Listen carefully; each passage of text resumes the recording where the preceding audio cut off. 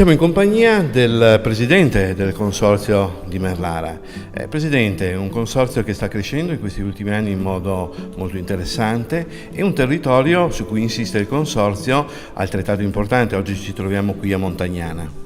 Sì, come ha detto giustamente lei, il nostro consorzio è un consorzio giovane, è una DOC molto giovane, ha appena compiuto 15 anni della sua vita, è una DOC che sta facendo dei passi veramente molto importanti e oggi lo testimonia il fatto che siamo in una cornice di un meraviglioso palazzo di questa Montagnana, di uno dei borghi più belli d'Italia, dove appunto noi non vogliamo solo valorizzare il vino, ma vogliamo valorizzare un territorio, che è fondamentale legare il prodotto al territorio e viceversa, il territorio ai prodotti, perché il territorio del DOC Merlara, che comprendono alcuni paesi della provincia di Padova, altri della provincia di Verona, se vuole posso anche elencarli, Merlara, Masi, Castelbaldo, Urbana, Casale di Scadosia e Montagnana fanno parte della DOC per quanto riguarda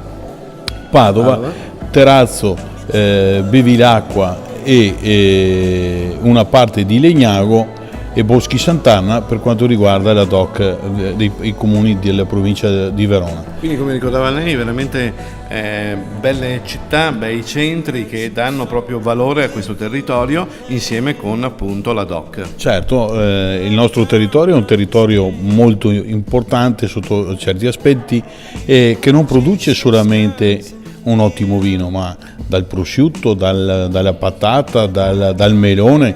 Difatti la città di Montagnana fa degli eventi molto importanti su queste tipologie, in modo particolare il prosciutto, dopo Veneto Uganeo e il melone.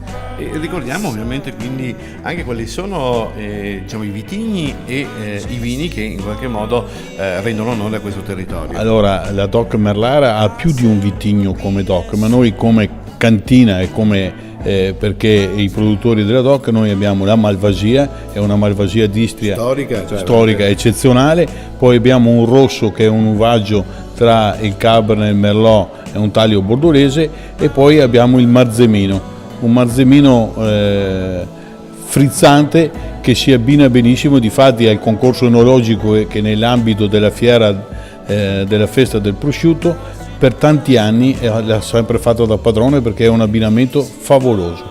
Bene, non ci resta altro che andare a seguire i lavori del convegno odierno e quindi ci rivediamo più tardi. Grazie Presidente. Grazie a voi.